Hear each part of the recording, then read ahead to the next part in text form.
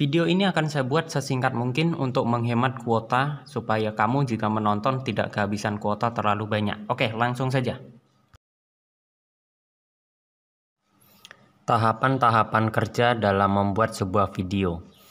Nah, di sini tahapan kerja yang pertama mesti kamu lakukan itu membuat rembuk naskah atau skripnya. Jadi kamu sebagai seorang sutradara, kamu harus bikin dulu nih perencanaannya, nanti naskahnya yang mau diomongin apa, kemudian videonya diambil lokasinya di mana, itu semuanya dibuat dalam sebuah naskah. Setelah itu selesai, lanjut ke yang kedua, kamu menentukan tim produksinya. Teman-teman yang akan kamu ajak untuk bekerja sama ini siapa, yang bagian pegang kamera, nanti yang tim editing, terus tim yang mengarahkan atau sutradaranya, ini mesti kemana, pemainnya siapa aja, itu juga harus kamu susun. Yang ketiga, membuat syuting berdasarkan skrip nomor 1 tadi yang sudah kamu buat. Itu kamu bikin syuting skripnya. Syuting skrip ini nanti dia sudah ada gambar-gambarnya, nanti orangnya masuk dari sebelah sini, kamera di sebelah sini, itu sudah mulai digambarkan. Lalu setelah menyusun skrip, kamu menyusun anggaran. Ini budgetnya kamu kan pastinya juga kalau mau syuting misalkan di kafe, paling enggak juga harus beli dulu dong makanan biar enggak diusir sama yang punya kafe dan segala macamnya, itu ada anggarannya. Gaji para pemain, gaji para kru, tukang syutingnya. Ini kita berpikir secara profesionalnya seperti itu. Dan yang kelima itu ada pemilihan pemain casting. Ini sudah masuk ke casting. Casting itu ya kalian udah tahu semua. Orang-orang yang mau terlibat sebagai pemain tentu dia harus diuji dulu, cocok nggak karakternya, bisa nggak memerankan, aktingnya bagus nggak. Nah, setelah itu semua dapat, kamu lanjut ke tahap yang keenam, pencarian lokasi. Tadi skrip sudah dibuat, kemudian naskah juga sudah ada, pemainnya sudah dapat, cari lagi lokasinya. Kalau misalkan dalam skripnya adalah 2 orang remaja bertemu di sebuah taman. Nah, taman yang dalam imajinasi kamu ini seperti apa, itu kamu coba cari. Kamu keliling kota, cari taman yang mana yang bagus, yang di syuting tuh nanti orang tertarik gitu nontonnya. Itu pemilihan lokasi. Lalu rapat tim produksi. Jadi setelah semua ketemu, kamu rapat dirembuk nih, kapan mulai? Sudah mulai meetingnya sudah mulai lebih ini terarah lagi nih sekarang. Yang kedelapan, setting lokasi atau blocking area. Blocking area ini kurang lebih kalian sudah terjun langsung ke lokasi, misalkan yang taman sudah langsung di lapangan, nanti terus diarahkan pemain, nanti yang satu jalan dari sebelah sana ya, yang satu nongol dari sebelah sini ya. Usahakan sebelah sini jangan ada orang-orang yang sedang berkunjung suruh minggir dulu. Nah, itu namanya setting lokasi atau di blocking. Jadi area itu disterilkan supaya nggak banyak orang lewat-lewat. Dan yang terakhir itu pengambilan gambar atau syuting. Nah, ini ada 9 tahapan kerja kalau kita ingin membuat sebuah video. Ini berlaku mau itu sebuah film ataupun video pendek, bahkan sebuah iklan yang hanya 30 detik. Kamu secara konsep kerja harusnya seperti ini supaya hasilnya maksimal.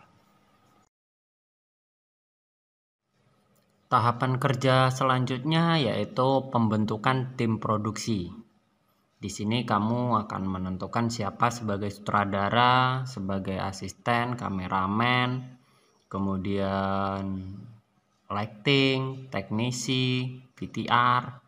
VTR ini adalah juru rekam. Nah, bedanya juru rekam dengan kameramen, kameramen itu cuman menyusun, menempatkan kameranya. Ini kameranya di sini, terus dia yang pasang relnya nanti ini arahnya jalannya ke sana, kabel-kabelnya dia atur. Nah, VTR atau juru rekam itu yang nongkrong, yang megang kameranya, yang kapan dia tekan on, kapan dia off kan, seperti itu. Kemudian pemandu gambar, kemudian floor manager. Floor manager nih yang mengatur di lokasinya, manajer lokasi. Ada unit manager, kemudian editor yang bagian editing, animator, kemudian penata musik, penata artistik, penata rias, pembantu umum, dan sampai dengan pengemudi atau sopir. Jadi cukup banyak kru dalam membuat sebuah video. Cuman kita nggak bahas secara mendalam, ini sebagai pengetahuan dasar saja. Selanjutnya, nah ini kategori dari video kamera atau alat peralatan, nama-nama jenis kamera. Ada yang pertama itu customer video, itu video yang handycam, yang kecil-kecil yang biasa dipakai untuk kebutuhan pribadi. Kemudian di atasnya itu ada prosumer atau sudah setengahnya profesional, udah agak gedean. Ini biasa kalau kamu lihat di acara-acara shooting pernikahan nih orang pakai itu yang udah setengah profesional.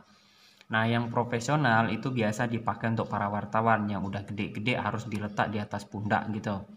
Oke. Dan yang terakhir ada broadcasting. Broadcasting ini khusus untuk dalam studio. Jadi kamera untuk dalam ruangan itu beda sama yang dibawa-bawa. Karena yang dalam ruangan mereka pakai tripod. Nah, itu jenis-jenis kameranya.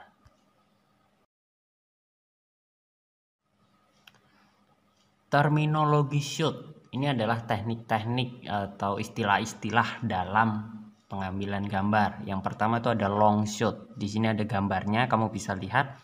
Long shoot itu berarti kalau diibaratkan kamu ngambil gambar sebuah rumah itu dapat full sampai dengan backgroundnya jauh. Pokoknya long itu kan panjang gitu ya. Jadi sampai area sekitaran rumah itu nampak. Kemudian full shot itu hanya fokus pada objeknya. Jadi benar-benar si rumah itu aja, tapi dapat semuanya. Lalu medium ini sudah lebih mengarah agak zoom gitu. Jadi udah setengah. Kemudian ada lagi selanjutnya medium close up. Itu kalau diibaratkan dalam sebuah rumah itu sudah tinggal segede pintunya aja. Lalu ada close up, itu lebih di zoom lagi menjadi ke bagian dari pintu. Dan terakhir ada extreme close up, itu sudah zoom yang paling dekat.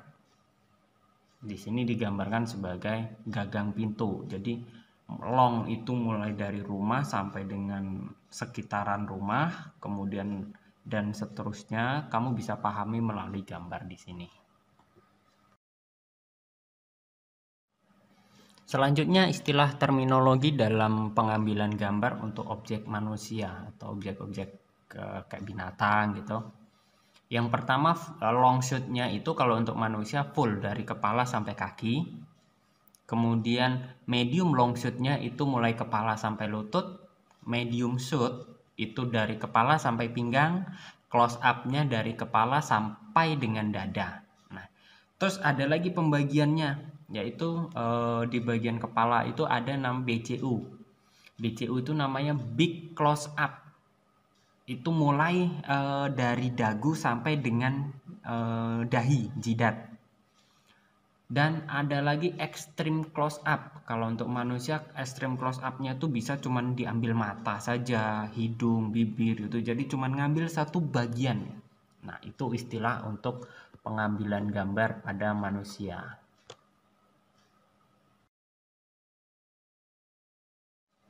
Selanjutnya kita masuk kepada kamera moving. Ini teknik pergerakan kamera. Yang pertama itu ada panning. Panning itu artinya geleng-geleng lah, kameranya tuh cuman diputar kanan kiri gitu aja. Jadi kayak orang geleng-geleng. Nah, yang kedua itu ada tilting, itu atas bawah ngangguk-ngangguk. Kurang lebih seperti itu. Jadi ini istilah-istilah dalam pergerakan kamera. Kemudian atau ada tracking atau dolling. Tracking ini kameranya itu maju mundur atau bergerak ke kanan ke kiri, tetapi lensanya tidak di zoom. Jadi dia kalau mau ngambil gambar pengen dideketin, pengen di close up, kameranya yang dideketin, dimajukan, bukan lensanya.